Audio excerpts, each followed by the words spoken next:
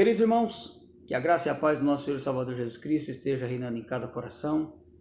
Mais uma vez estamos aqui e vamos a partir de agora estudar as epístolas de Pedro, 1º e 2º Pedro, e na sequência estudaremos 1º, 2º e 3º João e também a carta a Judas, ok? Então, prosseguindo aí, pegue a sua Bíblia, pegue o seu livro, sem os quais nós não conseguiremos prosseguir, principalmente a Palavra de Deus. Página de número 147, vamos falar um pouco sobre a primeira epístola de Pedro, tá? Então na introdução nós vamos ver aí, e a primeira coisa que eu quero dizer a vocês, que a epístola que Pedro vai escrever, elas são conhecidas como epístolas universais. Por que elas são conhecidas como epístolas universais? Porque elas não vão tratar de algo específico de algum lugar, ok? Paulo, por exemplo, nós vimos muito aí, né, todas as cartas, as epístolas de Paulo, Paulo escrevendo a Corinto, Paulo escrevendo a Colosso, Paulo escrevendo aos irmãos da Macedônia. Pedro não, Pedro escreve as suas epístolas, mas ele não direciona, não dá um lugar específico. Por isso que ela é conhecida como epístolas universais, ok? Primeiro ponto que eu quero falar com vocês, então, é sobre a autoria. Se nós formos para a segunda carta, no capítulo 3, 2 Pedro, capítulo 3, e o versículo de número 1, Pedro vai falar assim para nós, ó: amados, esta é agora a segunda carta que vos escrevo. Em ambas, ou seja, na primeira e na segunda agora, quero despertar com estas lembranças a sua mente sincera para que vocês se recordem. Então Pedro está dizendo o seguinte: eu escrevo a vocês esta segunda carta, testificando neste versículo que ele também é o autor da primeira epístola, ok? Então a autoria de Pedro às cartas, ela é comprovada também por este versículo na segunda carta, no capítulo 3 e versículo 1. E como é que Pedro, então, ele vai se apresentar, né, nas suas cartas? Pedro ele vai se apresentar aí como apóstolo de Cristo Jesus. Primeira carta a Pedro, né? Capítulo 1, versículo 1. Olha o que ele diz: Pedro, apóstolo de Jesus Cristo. Então ele se apresenta como apóstolo de Jesus Cristo, perdão. E as suas epístolas, irmãos, elas sempre foram conhecidas sendo do próprio Pedro. Por quê? Nós vamos ver aí justamente pelas seguintes referências bíblicas, né, que nós temos a apresentar. Nós vamos mais uma vez para a segunda carta, outra vez para o capítulo de número 3, mas agora nós vamos ler os versículos 15 e 16, ok? Então, Paulo se apresenta como apóstolo e elas sempre foram conhecidas como epístolas de Pedro, ok? Capítulo 3, versículos 15 e 16, olha o que diz para nós. Tenham em mente que a paciência de nosso Senhor significa salvação, como também o nosso amado irmão Paulo lhes escreveu com a sabedoria que Deus lhe deu. Ele escreve da mesma forma em todas as suas cartas, falando nelas destes assuntos. Suas cartas contêm algumas coisas difíceis de entender, as quais os ignorantes e instáveis torcem, como também o fazem com as demais escrituras para a própria destruição deles, ok? Então, quando Pedro nos traz esta palavra, Pedro aí está citando os ensinamentos de Paulo, testificando que aquilo que ele está ensinando, Paulo também ensinou à igreja.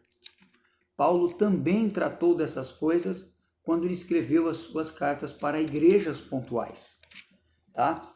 Então, Pedro, quando ele está falando isso, ele está dizendo que aquilo que Paulo ensinou, ele também está ensinando, ok? Se nós formos para Gálatas, capítulo 1 e versículo 18, nós vamos ver aqui Paulo escrevendo aos crentes da Galácia, no capítulo 1, na sua carta aos Gálatas, no versículo 18, olha o que Paulo escreveu.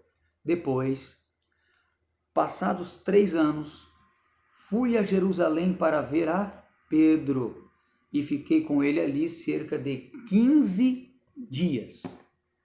Então veja que Pedro cita Paulo e Paulo cita Pedro, ok? Os dois, então, testificando aí que houve os seus escritos, e Pedro citando Paulo também, que assim como Paulo escreveu, ele também estava escrevendo a Igreja de Jesus Cristo. Segundo ponto que eu quero ver com você é que Pedro, então, vai falar aí sobre testemunhas de sofrimento. Ele é uma testemunha de sofrimento de Cristo, né? Também um presbítero e um ancião. Já na página 48, aí acima do tópico a história de Pedro, tá?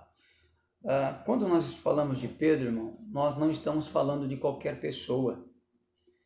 Pedro, como diz aqui o livro, ele foi uma testemunha ocular dos sofrimentos de Cristo. Ele fazia parte ali do grupo seleto, né, junto com Tiago e João, que eram filhos de Zebedeu, tá? Então eles participaram ali dos momentos importantes de Cristo, e um deles, deste momento, foi lá no Monte da Transfiguração. Ok? Se nós formos aí analisar na primeira carta, no capítulo 5, versículo 1, ele vai dizer, portanto, apelo para os presbíteros que há entre vocês, e o faço na qualidade de presbítero como eles, e testemunha dos sofrimentos de Cristo, como alguém que participará, melhor dizendo, da glória a ser revelada. Então, Pedro aqui no capítulo 5, versículo 1, Pedro está dizendo, eu fui uma testemunha ocular, eu estive com Cristo, eu vi Cristo, eu andei com Cristo, eu aprendi com Cristo. Tá? Então, Pedro está dizendo que ele foi uma testemunha ocular dos sofrimentos de Cristo.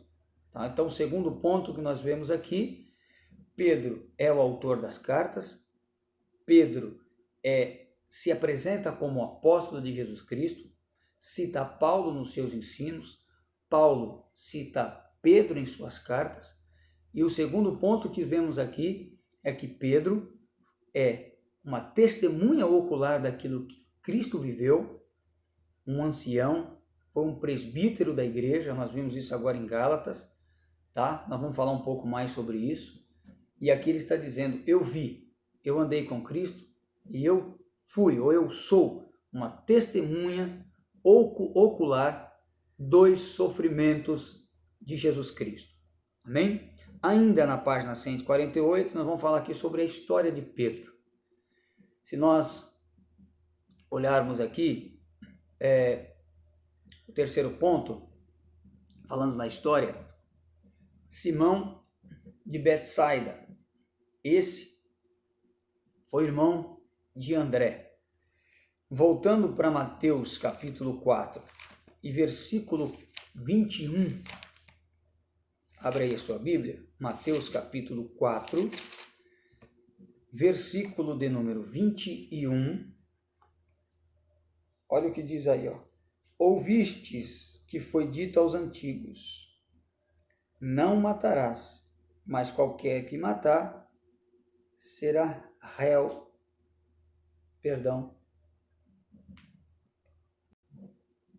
corrigindo aqui, capítulo 4, eu estava lendo capítulo 5, versículo 21. E adiantando-se dali, viu outros dois irmãos, Tiago, filho de Zebedeu, e João, seu irmão, num barco com seu pai, Zebedeu, consertando as redes. Então aqui testifica de que Simão de Betsaida é irmão de André, tá? Pedro trabalhava então aí na indústria da pesca, morador de Cafarnaum. Vem comigo na página 148, nós vamos ver ali, depois dessa referência de Mateus 4, 21, o livro está dizendo que Pedro era casado e a tradição afirma que sua mulher se chamava Concórdia ou Perpétua, ok? Clemente de Alexandria diz que ela foi martirizada e que Pedro, seu esposo, a encorajou a permanecer fiel a Cristo até a morte. Tá? E há um dizer aqui, lembre-se, querida, de nosso Senhor. Sua sogra foi curada por Jesus de febre muito alta.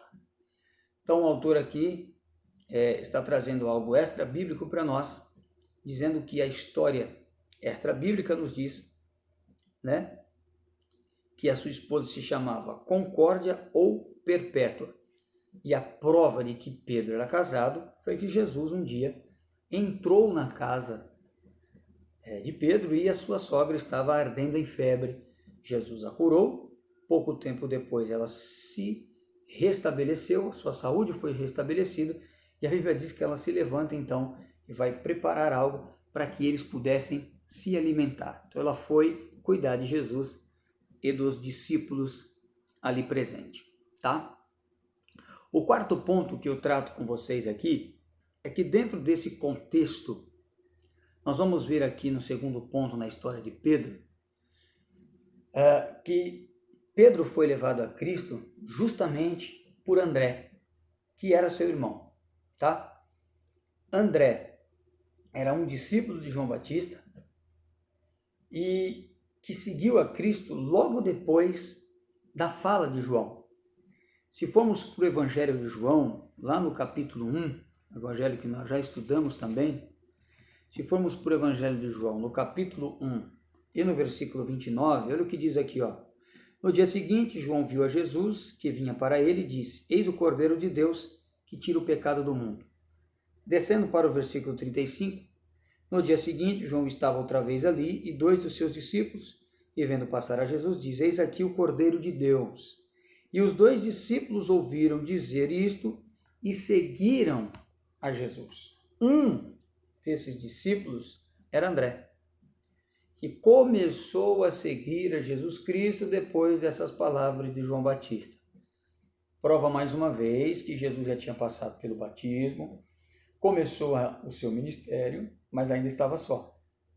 E os discípulos, aos poucos, foram se juntando e Cristo, então, depois da oração, que ele sobe ao monte, passa a noite orando, ele separa 12 homens, chama os 12 homens para estar próximo de si. Lembrando que Jesus não teve só 12, teve aproximadamente 72, mas os 12 foi quem ficou mais próximo de Jesus, tá?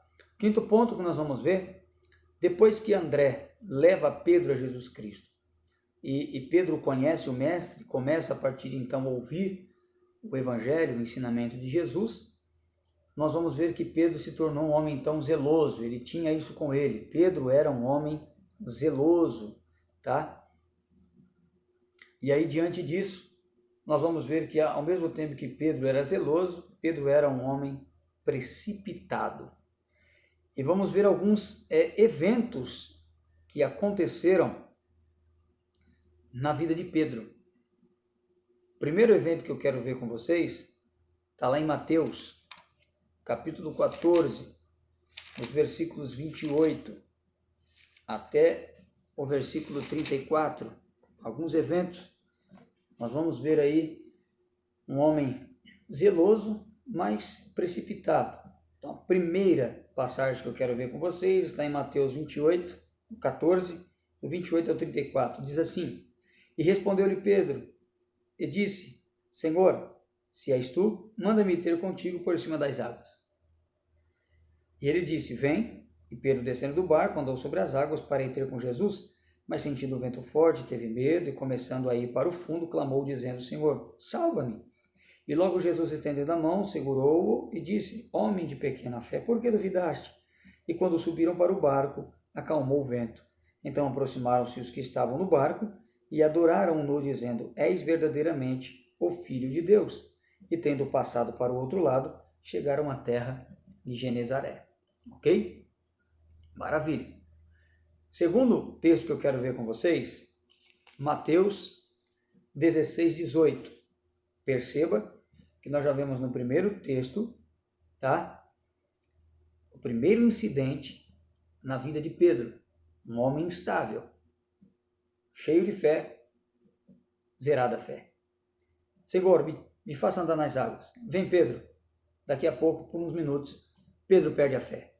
Então era um homem zeloso, porém precipitado, instável. Tá? Então nós vamos ver aí alguns incidentes da vida de Pedro. Segunda passagem, Mateus 16, versículo 16. Jesus, porém, disse: até vós mesmos estáis ainda sem entender. Perdão, numa Bíblia aqui que ela está numa ordem meio complicada, mas eu gosto da linguagem dela. 16 de Mateus. E Simão Pedro, respondendo, disse: tu és o Cristo, o Filho do Deus vivo. Diante dessa confissão, é que Jesus olha para ele e diz assim, tu és Petrus, fragmento de pedra, e sobre essa pedra, a rocha, que é Cristo, edificarei a minha igreja, e as portas do Hades não prevalecerão contra ela. Pedro, cheio de fé, esperança, ativo. Terceiro incidente que eu quero ver com vocês aqui. O mesmo Pedro que confessa que Jesus é o Filho de Deus, no capítulo 16 e no versículo 22, olha o que Jesus diz para ele. E Pedro, tomando-o de parte, começou a repreendê-lo, dizendo: Senhor, tem compaixão de ti, de modo nenhum te acontecerá isso. Isso que? Jesus está dizendo, olha, eu vou para ser morto, tá? Vou para ser morto, no tempo da minha partida, vou ser entregue, vou morrer. No final do versículo 21, né? Jesus está dizendo, aparece muitas coisas dos anciãos, dos principais sacerdotes, dos escribas a ser morto e ressuscitar ao terceiro dia. Jesus está dizendo, olha, eu vou morrer, eu vou ser entregue, vou morrer, mas ao terceiro dia eu vou ressuscitar. Eu voltarei para vocês. E Pedro disse, não, tenha compaixão de ti. E aí Jesus vai olhar para ele, verso 23, e dizer, para trás de mim, Satanás, que me serves de escândalo, porque não repreendeste as coisas que são de Deus, mas só as que são dos homens. O mesmo Pedro que está cheio de fé e olha para Jesus e diz assim, tu és o Filho do Deus vivo. É o mesmo Pedro que é repreendido por Jesus e Jesus olha para ele e diz assim, aparta de mim, Satanás, porque você não deve repreender as coisas de Deus, mas somente as coisas dos homens. Então esse é o Pedro, irmãos, que nós vamos ver que é um homem muito instável, tá? Muitos comportamentos de Pedro que a gente olha e vê que Pedro parecia ser um homem estabanado, sem uma estabilidade emocional, né? Então, terceiro ponto que nós vemos aí é que Pedro é um homem zeloso, um tanto precipitado e muito instável na sua fé. Muito instável, ok? O sexto ponto que eu quero abordar com vocês, já na página 149, lá no ponto 4, é o momento em que Pedro vai assumir a liderança da igreja. Então, veja só. Eu disse aqui agora, Petrus e pedra, né? Pedra, normalmente no hebraico, é um nome dado a uma pessoa, né? E tem um sentido especial, porque o nome Pedro deriva de pedra, ok? Então, Pedro recebe esse nome, tu se chamarás Pedro, né? Seu nome é Pedro, derivado de pedra, e era comum as pessoas receberem um nome conforme a sua personalidade. Por exemplo, Esaú recebe o nome de Esaú, porque Esaú significa peludo, que era uma criança que nasceu com muito pelo. Jacó recebe o nome de Jacó, e não é porque ele era usurpador, até porque naquele momento nem o pai nem a mãe saberia o que iria acontecer. Na verdade, se você estudar a fundo o nome Jacó, Jacó não significa usurpador, Jacó significa aquele que pega ou agarra pelo pé, né? Então nós vemos muita colocação do nome Jacó, olha, usurpador, não, na verdade Jacó, na originalidade do seu nome, na mais profunda originalidade, significado profundo, a etimologia do nome Jacó é aquele que agarra pelo calcanhar ou agarra pelo pé, ok?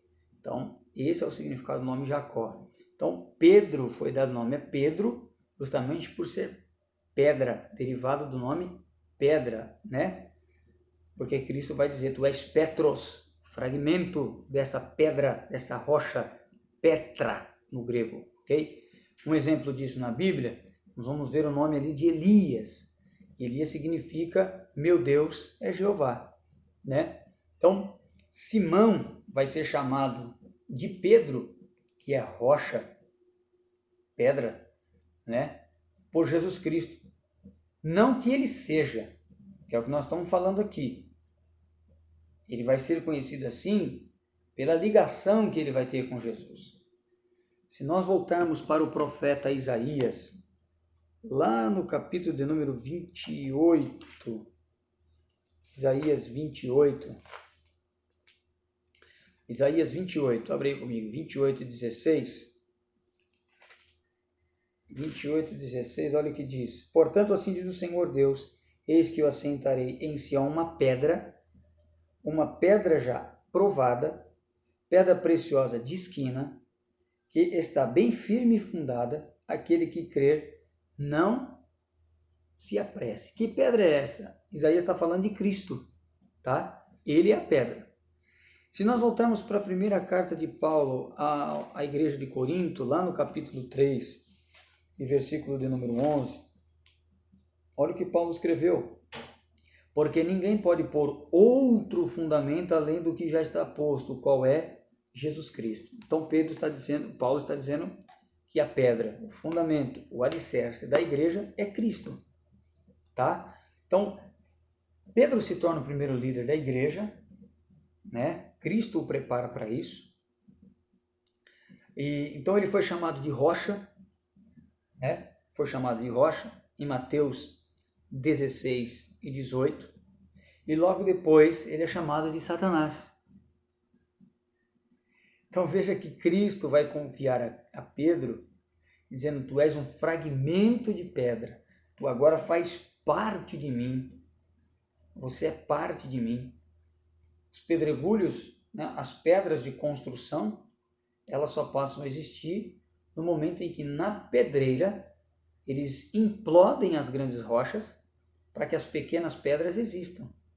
Então Cristo está dizendo o seguinte, ó, tu és Petros, fragmento de pedra, tu és agora parte de mim, porque estou tirando de mim e dando a ti, e tu serás o líder da igreja, que eu te dou a autoridade, as chaves do céu, porque tu, do reino, tudo que ligares na terra será ligado no céu, e tudo que desligares da terra será desligado do céu. Cristo está dizendo, estou lhe dando autoridade aqui na terra, como um líder da igreja, liderando os apóstolos, liderando a igreja, ok? Então eu estou lhe dando autoridade como um líder. É isso que Jesus disse a Pedro, ok?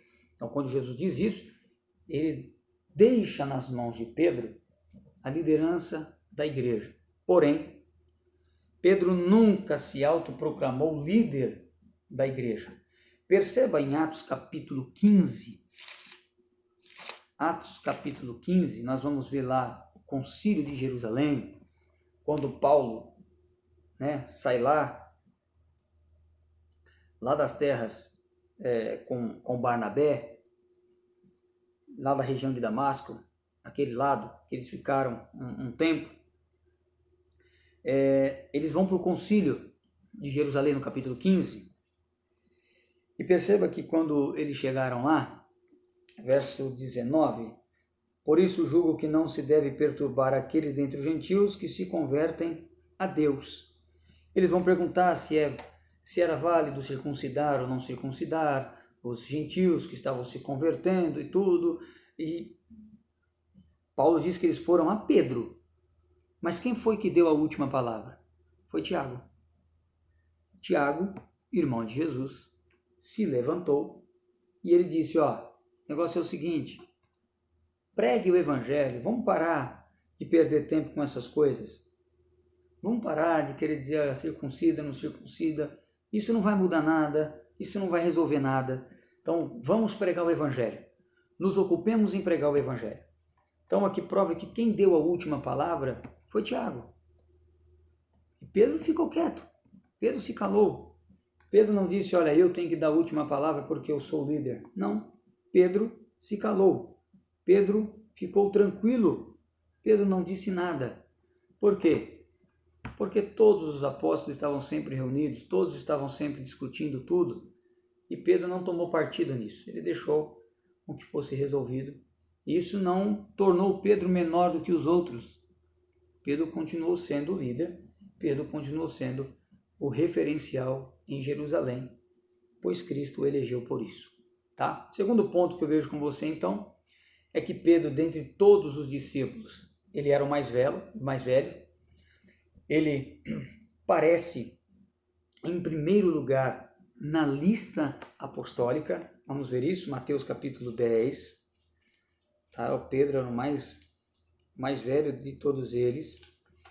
O primeiro na lista apostólica, em Mateus capítulo 10, aparece o seu nome. Ora, os nomes dos 12 apóstolos são: o primeiro, Simão, chamado Pedro, e André, seu irmão, Tiago, filho de Zebedeu, e João, seu irmão, e assim continua dizendo Felipe e Bartolomeu. Então, era o mais velho deles, tá? O seu nome aparece em primeiro lugar na lista apostólica, página 151.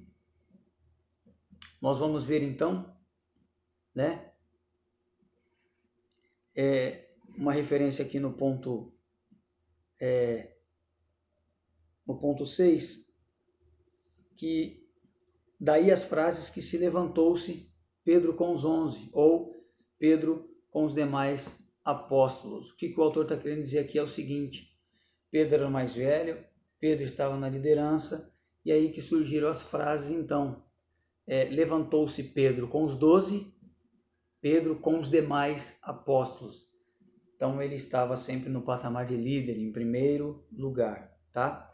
Pedro é tido então como coluna, e essa expressão foi usada por Paulo, tá? Paulo vai dizer que Pedro foi levantado como coluna, era visto como coluna entre os apóstolos, entre os líderes da igreja. É onde nós vamos ver isso mais uma vez, lá em Gálatas, no capítulo 2, Paulo escrevendo à igreja da Galácia.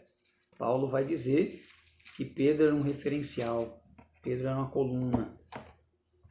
Capítulo 2, versículo 9. E conhecendo Tiago, Cefas ou Pedro e João, que eram considerados como as colunas, a graça que me havia sido dada, deram-nos das destras, em comunhão comigo e com Barnabé, para que nós fôssemos aos gentios e eles à circuncisão. Vejam o detalhe, tá? Tiago, Pedro e João, que eram considerados como as colunas.